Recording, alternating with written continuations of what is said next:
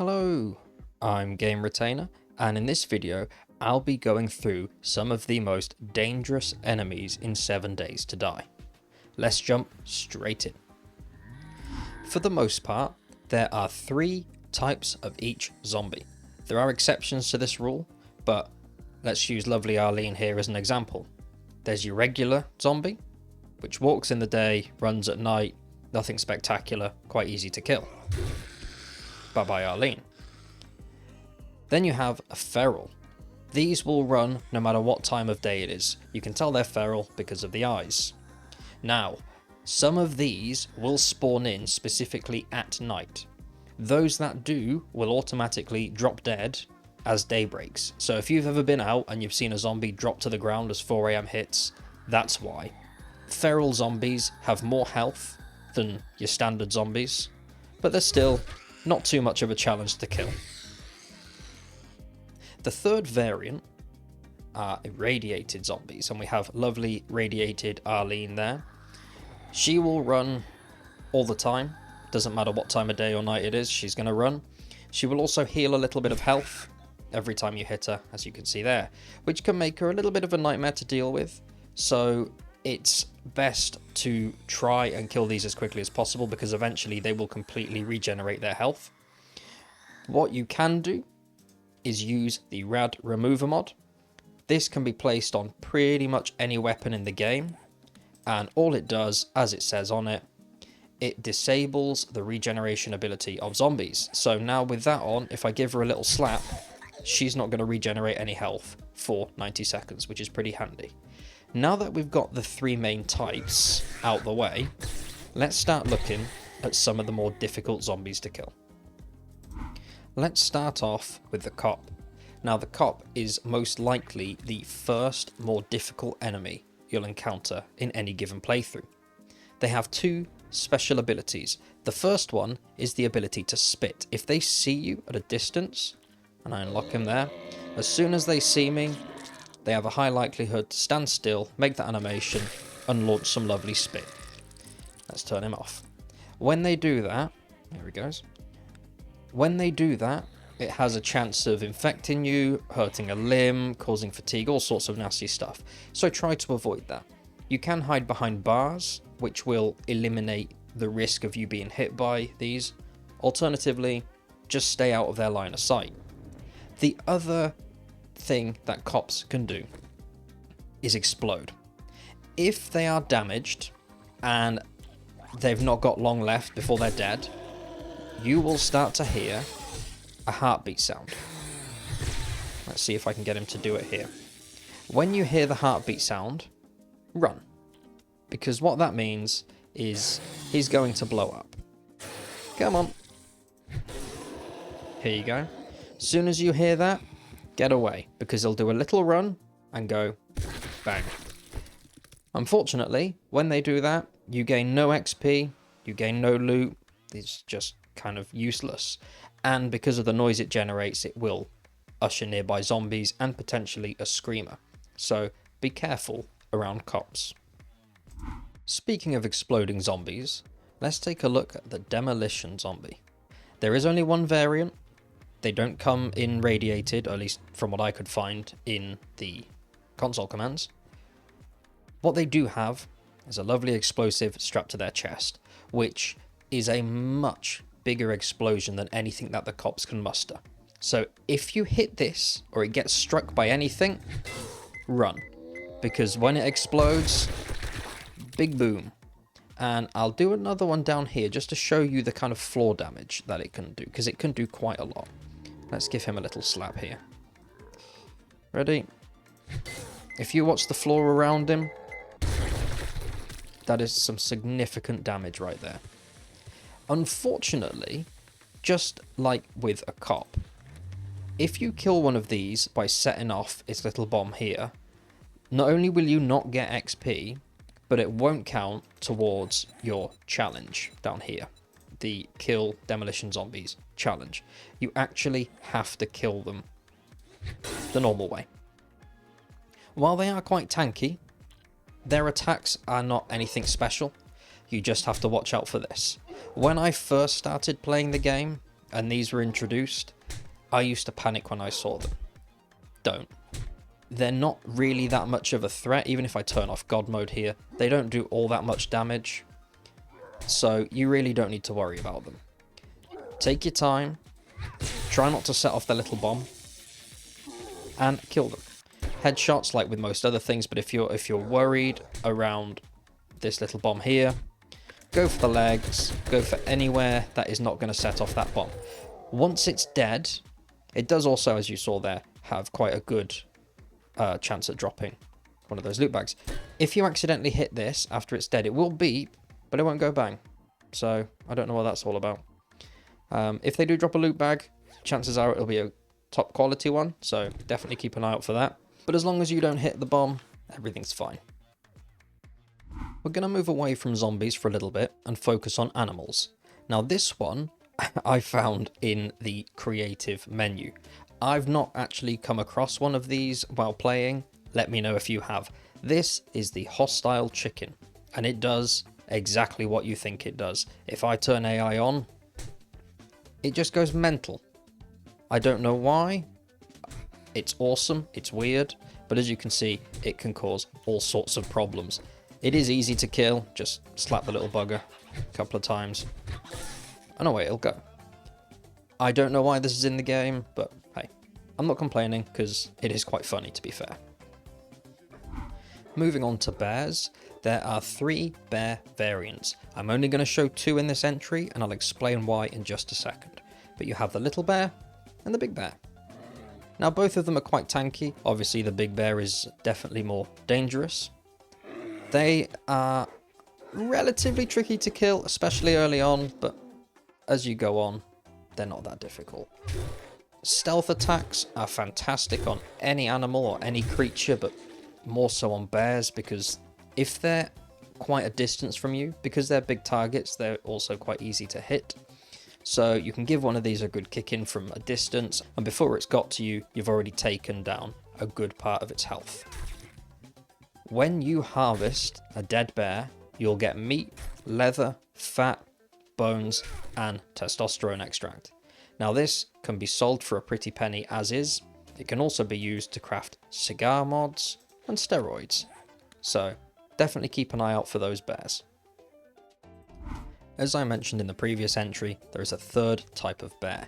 That is the zombie bear. But I'm going to group it together with the direwolf for one reason.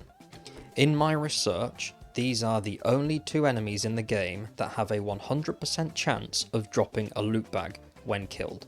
So if you see either one of these, it's absolutely worth going for the kill. They are tough, they are tanky, try and use stealth if possible. Again, because of their claws, they can just rip you apart, break limbs, cut you to pieces and all sorts. But they do drop a top tier loot bag when killed. So hunt these whenever you can, because you'll find some pretty good stuff. It's also not uncommon for you to find some rare schematics inside these bags, but you're guaranteed to get a couple of magazines, some ammo, some pretty useful stuff. Also, just like with the regular bears, you can cut them up. Unfortunately, with anything zombie-like, you're not going to get any tasty meat to cook up. Instead, you'll get flesh. But, you know, you get the loot bag, so don't complain. I'm only going to mention a few more of the animals before jumping back into the actual zombies. But dogs, mountain lions, and zombie vultures are, or can be, pretty difficult to deal with. Mountain lions are fast, tanky, hard-hitting, and just an overall pain in the arse in the early stages of the game. They can be killed for some lovely meat, which is nice. You will struggle to kill them in the beginning, so be mindful. The reason why dogs have made it is they're quick, they have a high chance of causing bleeding. Unlike mountain lions, these can be found in most biomes. Not only that, but from what I could see, these are the only animals that hang out in packs, or can hang out in packs. When you see random wandering hordes, there is a chance to see a zombie dog horde. These can be deadly during the early stages of the game. Unfortunately, as I mentioned in the previous entry, anything zombified will not give you food. but it does give you leather. Then we have the Vulture. Now there are two variants of the Vulture, and I will show you the other one now. Because there is absolutely no difference visually. However, the standard zombie Vulture, pretty easy to kill. This pain in the ass, less so. And because it's radiated, it will heal over time. So how you tell these apart outside of God mode, I don't know. But they are a pain to deal with. They also have a higher chance than most other enemies at breaking an arm. And because that is one of the challenges in the game, it doesn't hurt to try and seek out vultures. Vultures primarily spawn in the desert biome, and mostly they only attack if you're injured. So if you want to get hit by these to try and complete challenges, try and injure yourself by getting hit by a zombie, running into a cactus, whatever makes you happy. But as long as you've got some form of health depletion, they'll go for you. Grace is the last animal that I'm going to feature on this list. To my knowledge, she is the only boss enemy in the game, or an enemy that could be classed as a boss enemy. And in a bit of contradiction to my previous entry, she also now seems to have a 100% chance at dropping a top quality loot bag. I don't remember this always being a thing. I don't know if this is a 1.2 update thing. Maybe somebody can tell me in the comments if I've just missed it in the past because I'm thick. She isn't all that hard hitting. She's a bit of a fright the first time you see her. If you're on Naversgain, you can find her at Bob's, Boars and Carl's Corn. If you're on one of the pre-gens, then you can find her at Hogzilla Ranch. Just like all other zombified enemies, which she definitely looks zombified, you won't get any meat. I believe you used to get meat, but you don't now. However, as you can see, on top of the loot bag, you also get a hefty amount of leather, bones, rotten flesh, and fat. So while that might not be everybody's cup of tea, still, at least the leather comes in handy. Let's have a little talk about screamers.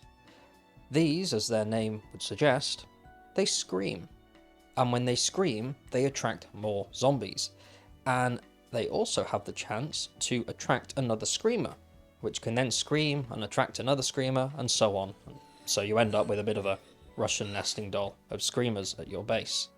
If you're not careful, you can end up being overrun by these, as they just call lots and lots if you're unlucky. As for the amount of times a single screamer can scream, I don't actually know. It used to be several, but since the update, the 1.2 update, I'm having a hard time getting a single screamer to scream more than once. If I unpause her, that's the little scream. I say little, it's quite blood-curdling. Whee! I'll turn her off again. And with each scream, she will attract zombies. I've turned them off, so they're not going to come because I don't want to be dealing with all that noise. Be careful with these. Try to keep heat to a minimum while you're in your base at night. Things like cooking, crafting, smelting, all those things will generate heat, which can attract a screamer. I am going to make a more in-depth guide to screamers at some point in the near future, but for now, I'll leave it there. As soon as you see them, get rid of them, because they can be really annoying. That said, they can be good for XP too, so they can go either way. Next up, we have Mutated Zombies. Now these ugly things can emit some sort of radioactive goo that can be quite damaging in close quarters. If you're outside, then it's quite easy to give these a wide berth, or at the very least get away from them as they spread their goo, which I'll let this one do now. Let me just go down to him and let him... There you go.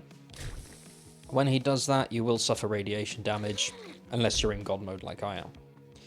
Now, their head is not this bit on the top. That's their head. Most people who've had a close look will know this, but some newer players might not. They're not difficult to kill.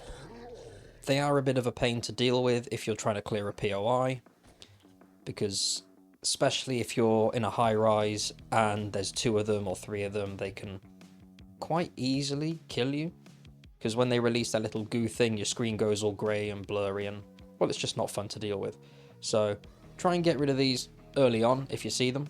They do sound a little different from other zombies, so it's quite easy, to tell them apart, and for the most part they will spawn in the wasteland biome.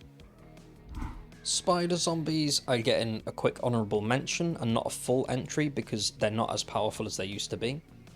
They can jump and close the distance between you and them. Aside from that, they're more annoying than powerful. They used to be able to climb structures. Now they can't, they're just limited to jumping.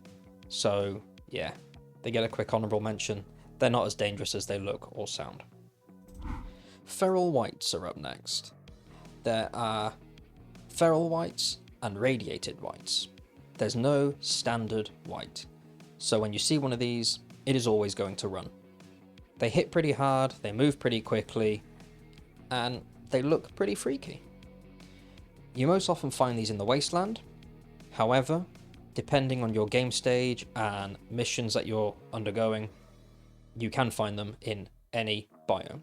So be mindful of these. While they're not the toughest enemy in the game, I would give that... Who would I give that to? I would probably give that to zombie bears or direwolves, in all honesty. These still do pack a punch, so if you're new to the game, be a little bit cautious. But a couple of well-placed hits, and bye-bye, Mr. Wight. Now that we've had a little look at some of the more difficult enemies in 7 Days to Die, I'm going to finish this video by going through a quick and easy way to get rid of some of those more difficult challenges. Challenges that involve you killing 50 of various zombie types. Head to the wasteland as soon as you've unlocked the ability to craft yourself a motorcycle. If you're feeling brave, do it after 10, because then more difficult zombies will spawn. But it's not uncommon to be driving around and coming across a handful of mutated zombies, wights, zombie bears, and all sorts of top level enemies. You may also start encountering demo zombies once you reach, I think it's like game stage 150, 140. I'm sure somebody will correct me. It's pretty high, but you will start coming across them in the wild. If you're well armed and you have enough meds on you, then head through the wasteland at night, driving around, hopping off your bike, killing any difficult zombie you see, and then riding off with all that lovely loot, because it's a fast way of earning XP, getting nice loot, and completing those challenges. As you can see here, I found one. As soon as you've killed, back on the bike, and away you go. I know I've turned AI off, but you get the point. So, yeah. Anyway, I hope you found this video interesting. I apologise if the quality's a bit lackluster in this one. I've had to kind of throw this one together the last minute. With it being the Christmas period, I haven't had a lot of free time, but I'll be back at it, making videos as regular. Let me know if you feel I've missed out on any enemies or missed out on any bits of information that you feel should have been included. Thanks for watching, and I'll catch you in the next video.